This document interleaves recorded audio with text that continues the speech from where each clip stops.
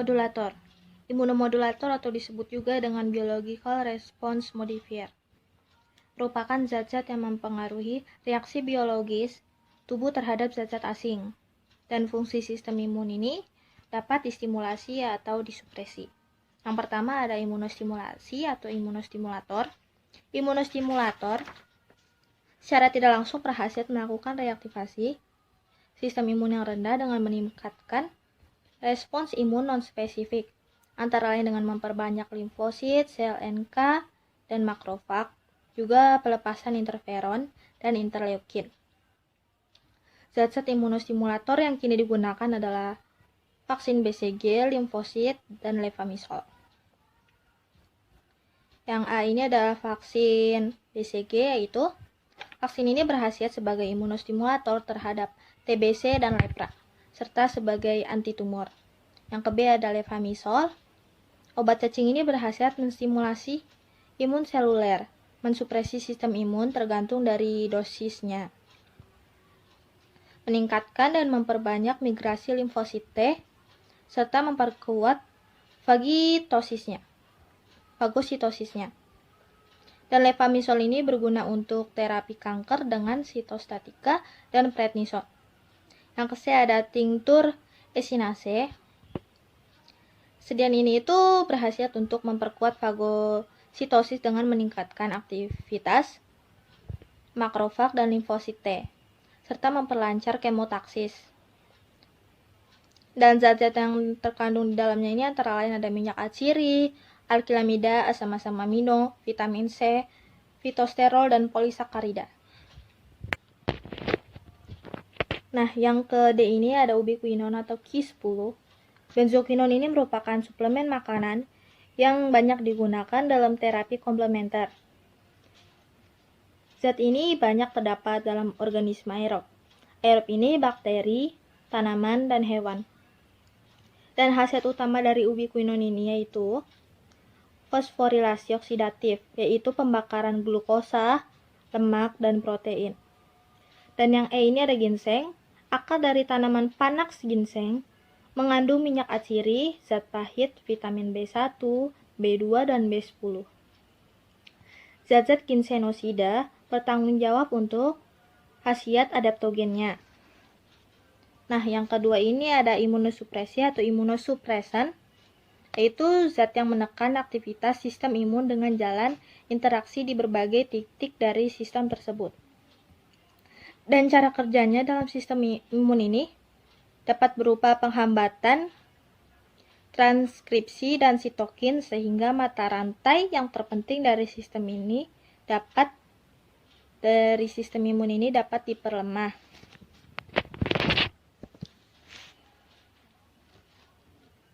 Nah, penggunaan imunosupresan ini antara lain untuk mencegah reaksi penolakan setelah transplantasi organ karena tubuh membentuk antibodi terhadap sel asing yang diterimanya. Imunosupresan ini juga sering digunakan untuk menekan aktivitas penyakit autoimun. Misalnya pada rematik dan radang usus yang diberikan itu ada kortikosteroid atau methotrexate. Yang ke A ini ada siklosporin. Siklosporin ini tuh berkhasiat sebagai imunosupresan dengan jalan menghambat secara spesifik respon imun seluler. Nah, siklosporin ini dapat dikombinasi dengan kortikosteroid atau imunosupresan lain dengan maksud mengurangi nefrotoksisitasnya. Dan yang ke B ini ada tacrolimus. Khasiat dan mekanismenya itu sama dengan siklosporin, yaitu berkhasiat sebagai imunosupresan dengan jalan menghambat secara spesifik respon imun seluler. Dan tacrolimus ini terutama digunakan bersama kortikosteroid, tetapi sering menimbulkan efek samping berupa toksisitas bagi ginjal dan saraf. Yang ke C ini ada kortikosteroid, yaitu merupakan hormon anak ginjal yang memiliki khasiat anti radang, anti alergi, dan imunosupresan.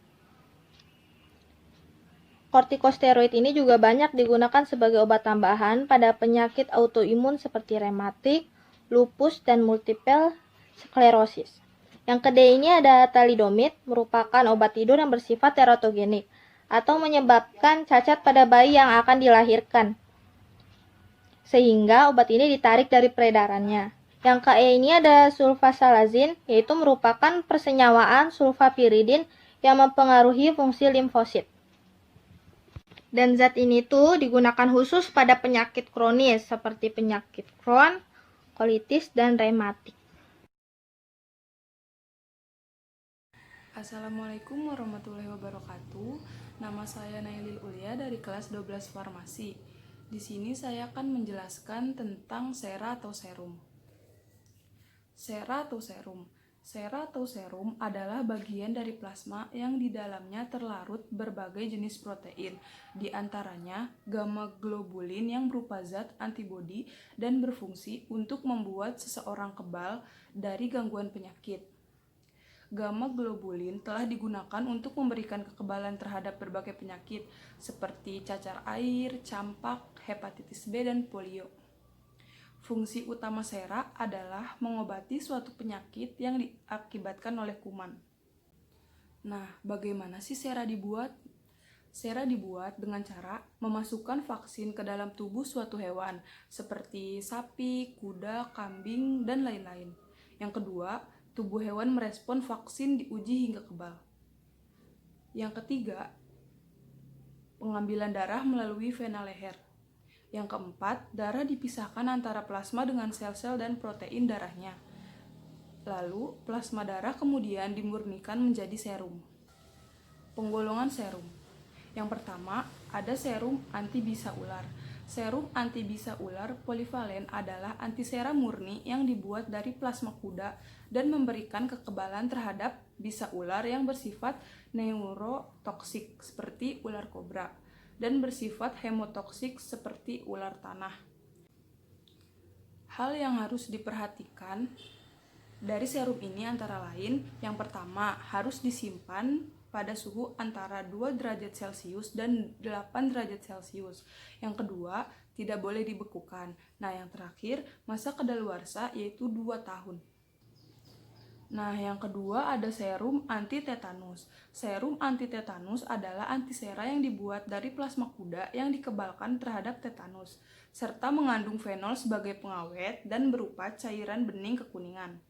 Hal yang harus diperhatikan dalam penyimpanan serum ini antara lain, yang pertama, harus disimpan pada suhu antara 2 derajat Celcius dan 8 derajat Celcius. Yang kedua, tidak boleh dibekukan. Yang ketiga, masa kadaluarsa 2 tahun, sama seperti yang sebelumnya. Nah, yang ketiga, ada serum antidifteri. Serum antidifteri adalah antisera murni yang dibuat dari plasma kuda yang dikebalkan terhadap kuman difteri, serta mengandung fenol sebagai pengawet dan berupa cairan bening kekuningan. Sekian presentasi yang dapat saya sampaikan, kurang lebihnya mohon maaf. Wassalamualaikum warahmatullahi wabarakatuh. Assalamualaikum warahmatullahi wabarakatuh. Saya Prameswari Dindotani, saya dari kelas 12 Farmasi 1. Di sini saya akan mempresentasikan tentang vaksin. Vaksin berasal dari bahasa Latin vaca, yaitu sapi, dan vacina, yaitu cacar sapi. Vaksin adalah bahan antigenik yang digunakan untuk menghasilkan kekebalan aktif terhadap suatu penyakit sehingga dapat mencegah atau mengurangi pengaruh infeksi oleh organisme alami atau liar.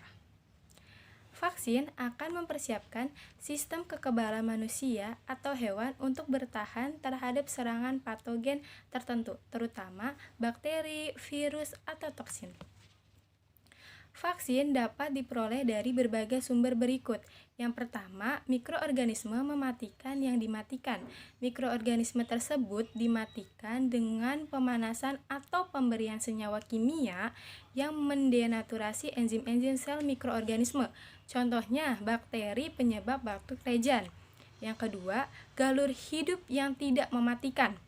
Vaksin yang dihasilkan melalui cara ini sering dinamakan vaksin yang dilemahkan.